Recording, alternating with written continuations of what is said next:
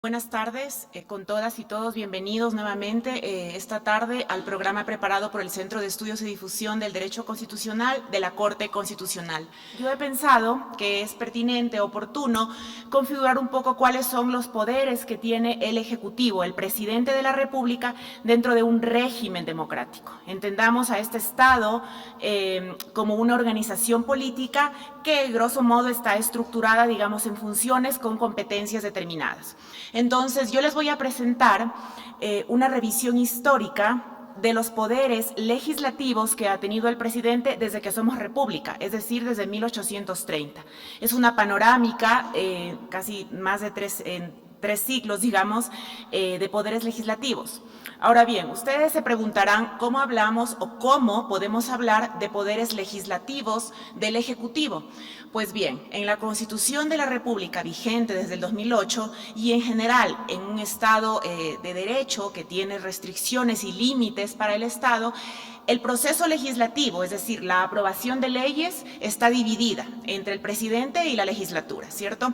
Entonces vamos a hacer una revisión de estos poderes legislativos que ha tenido el Ejecutivo para entender más o menos cómo las constituciones han dotado de mayor o menor poder al presidente. Hago una propuesta de una clasificación taxonómica de algunos poderes. Vamos a empezar. Bien. El objetivo de esta presentación, como ya les mencioné, es establecer estos poderes legislativos del presidente para poder clasificarlos en una taxonomía dada en tres poderes. Entonces, para empezar, lo que hago es definir presidencialismo. Como ustedes saben, el presidencialismo es una forma de gobierno en donde el poder se encuentra dividido entre la Asamblea o el Congreso, la legislatura de un lado y el Ejecutivo de otro lado, ¿sí? Esto se define, digamos, por oposición a la otra forma tradicional de gobierno que es el parlamentarismo. Ahora bien, en cuanto a los poderes legislativos del Ejecutivo, tradicionalmente se entiende que el presidente tiene ciertas prerrogativas dadas en la Constitución, pero tiene unos poderes legislativos que se dividen en poderes reactivos y proactivos. Los poderes reactivos del presidente lo que sirven es para frenar las propuestas, por ejemplo, legislativas que no están muy cercanas a su statu quo, digamos, o a sus deseos en cuanto a presidente. Mientras que los poderes proactivos lo que hablan es de una posibilidad de este Ejecutivo de proponer agenda. ¿Cómo lo hace? Por ejemplo, con materias de exclusividad legislativa, haciendo la propuesta del presupuesto general del Estado a través de los famosos decretos de excepción que tanto se usan generalmente en América Latina. La literatura, desde el derecho y desde la ciencia política, hace esta clasificación. Entonces, lo que yo les propongo esta tarde es hacer una medición de tipo diacrónico. ¿Qué quiero decir con esto? Una revisión histórica de todas las constituciones que han estado vigentes en el país desde que somos república en 1830. Hablo de vigencia porque hay una constitución en 1938 que fue promulgada pero no entró en vigencia como tal, ¿sí? Ahí están las constituciones que mido y lo que hago es medir estos poderes institucionales que se les da al Ejecutivo. ¿Qué quiere decir institucional? Que son de iure, digamos, están plasmados en las constituciones, ¿sí? Porque luego el uso que se le dé a esto, digamos, es arena de otro estudio. Entonces, lo que mido es veto total, veto parcial que tiene el Ejecutivo, los decretos de emergencia, los decretos de urgencia económica, materias de exclusividad legislativa y la capacidad de elaborar el presupuesto general del Estado. Voy a explicarles un poco cómo es la medición. Esta es la taxonomía. Una taxonomía generalmente es una herramienta que permite hacer una clasificación con base a una variable, que en este caso son los poderes institucionales, ¿cierto? Se dota de características a cada una de estas categorías y luego se clasifica las constituciones de modo tal que cada una pueda ubicarse en una categoría. ¿Qué vamos a obtener con esto? Pues una herramienta importante porque vamos a saber qué tipo de presidente hemos tenido a lo largo de nuestra vida republicana, ¿sí? Entonces, en cuanto a poderes dominantes, que yo lo he, digamos, caracterizado así, como para conceptualizar, es un presidente que generalmente tiene mucho poder. Tiene poder de veto total, tiene poder de veto parcial. Adicionalmente, la asamblea, que digamos es como su poder de equilibrio, digamos, tiene una capacidad de enfrentarse al Ejecutivo muy débil, ¿ya? Un presidente dominante también podría hacer propuestas en cuanto a presupuesto general del Estado, tiene materias de exclusividad legislativa, etcétera. Muchos poderes, institucionalmente hablando, repito. Luego tenemos un presidente moderado, que está como en rango medio, es decir, tiene poder de veto total y parcial, pero en contraposición, la Asamblea necesita una mayoría, por ejemplo, simple para poder oponerse, lo cual habla, evidentemente, de un presidente menos fuerte. Y finalmente tenemos presidentes incipientes, que yo los he caracterizado. ¿Qué quiere decir esto? Son, bueno, ahí lo pueden leer, pocos poderes de imposición de agenda, por ejemplo, no tendrían poder de veto parcial, sí total, no podrían tener exclusividad legislativa, etcétera. Aquí un poco, digamos, los resultados de la medición que yo hice. La primera lectura que podemos hacer de esto es que en Ecuador la mayoría de los presidentes, o diciéndolo de otra manera, la mayoría de las constituciones han otorgado poderes moderados, pero muy cercano a lo dominante en el Ecuador al presidente. Rezagadamente están los presidentes que han tenido poderes incipientes. Varias lecturas de esto, luego vamos a ver como una desagregación de las variables.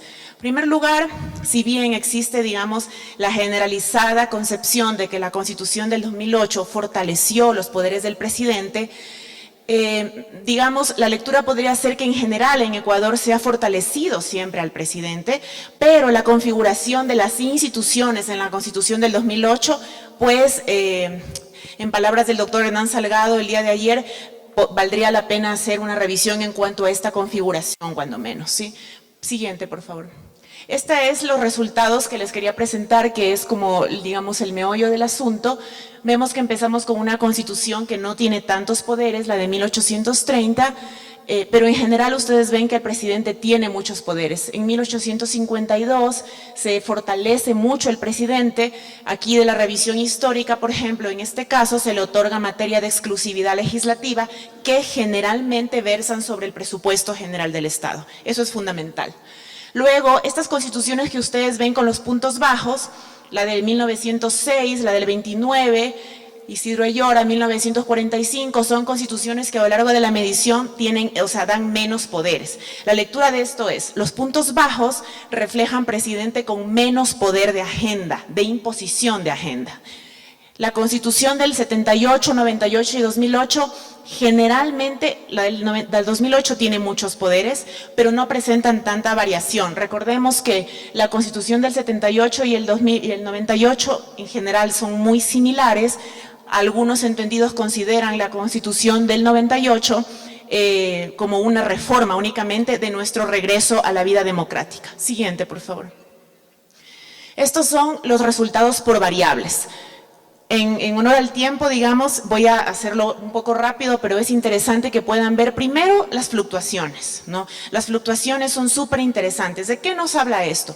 Primero, no solo del cambio tan acelerado que tenemos constitucional, me parece que los expertos en constitucional, no sé, pero son como cada 11.5 años en promedio tenemos un cambio. Esto no solamente nos habla de una variación importantísima de la institucionalidad, sino también nos habla en ocasiones de regresiones, es decir, tenemos una constitución que contempla X cosa, y en la siguiente la derogan, y en la siguiente retomamos la anterior. Entonces hay una inestabilidad. Ahora bien, esta inestabilidad institucional refleja, a más del entendido que el cambio de instituciones va a cambiar todo el marco, una falta, me parece, de, digamos, ciertos acuerdos políticos necesarios para dotar de institucionalidad y de estabilidad al país, ¿sí? Por ejemplo, aquí en el veto parcial, ustedes ven que solo 2 constituciones, los puntos más bajos, no contemplaban esta atribución al presidente. Las demás sí. Siguiente, por favor. La evolución de los decretos de urgencia económica es la que presenta más fluctuaciones en toda mi medición, mientras que los decretos de emergencia, que son estos que el presidente tiene de manera excepcional frente a cuestiones de conmoción social, entiéndase esto, desastres naturales o conmociones, digamos, sociales, tienen la particularidad, las fluctuaciones se dan aquí por los controles, es decir, no es lo mismo que un presidente pueda emitir un decreto de emergencia y tenga un control ex ante de la Corte Constitucional, del Tribunal Constitucional, o de la asamblea, como sucede, por ejemplo, en Colombia, que ex post. ¿Se entiende esta distancia, digamos, ¿no? Entonces, las variaciones ahí se dan por eso. Siguiente. Estas son la evolución del presupuesto general del Estado y de materias de exclusividad legislativa. Este es muy curioso, este último gráfico, porque como ustedes verán, ninguna constitución hasta el 78 otorgaba, hasta el 98, perdón, otorgaba esta posibilidad. Esta exclusividad legislativa en Ecuador, de acuerdo a nuestra constitución, está dada para cuestiones de división administrativa del país y para presupuesto, para tema del erario público. Siguiente.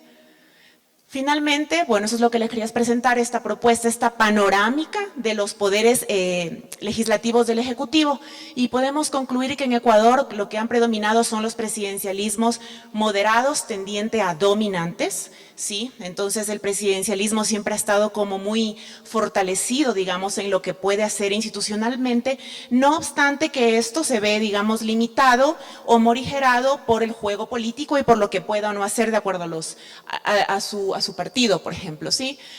Los poderes de veto total y decretos de emergencia han estado presentes en la mayoría de las constituciones, pero los temas como, por ejemplo, la exclusividad legislativa, los decretos de urgencia económico han estado menos presentes.